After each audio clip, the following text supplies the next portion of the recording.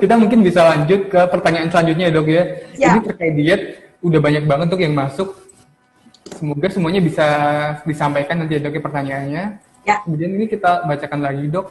Ini dari Mega Febriana. Bagaimana pandangan dokter terhadap bahan pangan GMO, jagung, kedelai, dan sejenisnya?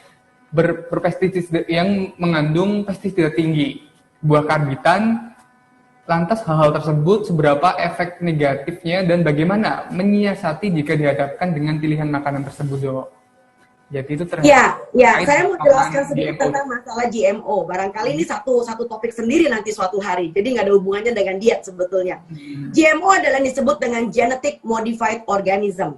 Ya. Ya, nah GMO ini mempunyai perusahaan. Nah, bayangin, sebetulnya kita menghidupkan sayur dan buah itu karena anugerah alam. Tapi ada orang yang serakah nih, ada orang yang serakah, yang panennya mau sepanjang tahun. Jadi kalau perlu musim durian dari bulan Januari sampai Desember. Dia nggak ikhlas kalau musim durian itu di musim panas. Ada orang pengen makan kedelai karena permintaan kedelai di dunia tinggi. Ya, permintaan jagung tinggi. Jadi dia kalau bisa, kalau yang tadinya panen setahun 2 kali, kalau bisa setahun bisa panen 3 atau 4 kali.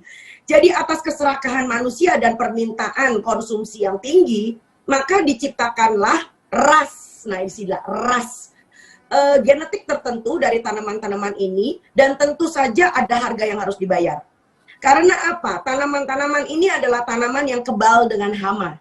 Nah, ini yang menarik, kebal dengan hama. Jadi mereka menggunakan yang disebut dengan glifosat. Nah, glifosat ini adalah bukan sekedar pestisida, tetapi juga anti hama yang sangat ampuh.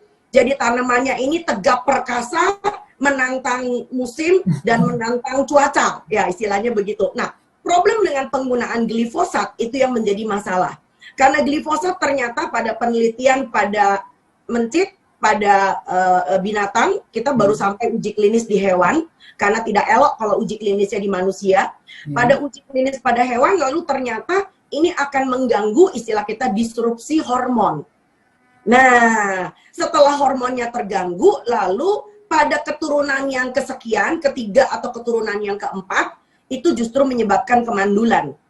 Oh, itu tidak langsung di keturunan di selanjutnya ya dok ya, tapi di tahap. Oh ya, karena ini kan perlu ada akumulasi.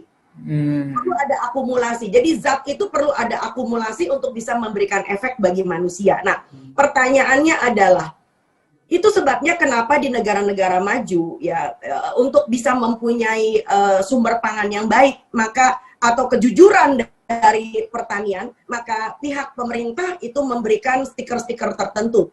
Jadi itu sebabnya kenapa produk-produk yang masih dihasilkan dengan cara konvensional itu kita sebut dengan produk non-GMO. Kadang-kadang produk non-GMO memang akhirnya bisa lebih mahal. Karena apa? Karena tergantung musim. Dan biasanya juga tidak mungkin jumlahnya sebanyak permintaan. Karena ya alam itu memang ada limitasinya. Nggak bisa di-push, nggak bisa digaspol.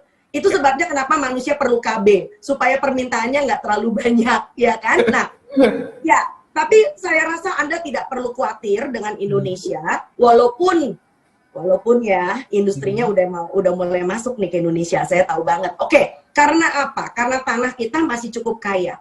Ya, jadi tanah pertanian kita, aku berani jamin itu masih bisa menghasilkan produk di mana masyarakat kita semua bisa kebagian makan. Asal, nah ini asal kita juga bersedia untuk mengkonsumsi sumber pangan yang beragam. Nah, GMO ini menjadi naik daun karena ngeyelnya manusia.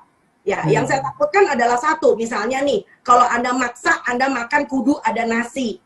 Suatu hari beras bisa menjadi GMO loh. Ya, nah itu dia, itu yang kita takutkan. Apalagi hamanya banyak di Indonesia. Jadi kalau beras sudah diproduksi dengan cara GMO, maka Anda punya masalah nanti. Jadi makanlah makanan yang beragam. Kita nggak harus punya beras. Kita bisa punya ubi, punya singkong, punya kentang, punya jagung. Bahkan di Indonesia makin ke timur itu sumber pangan umbi-umbiannya tuh makin cakep, makin bagus banget gitu loh Mas. Jadi barangkali itu masukan saya tentang masalah GMO.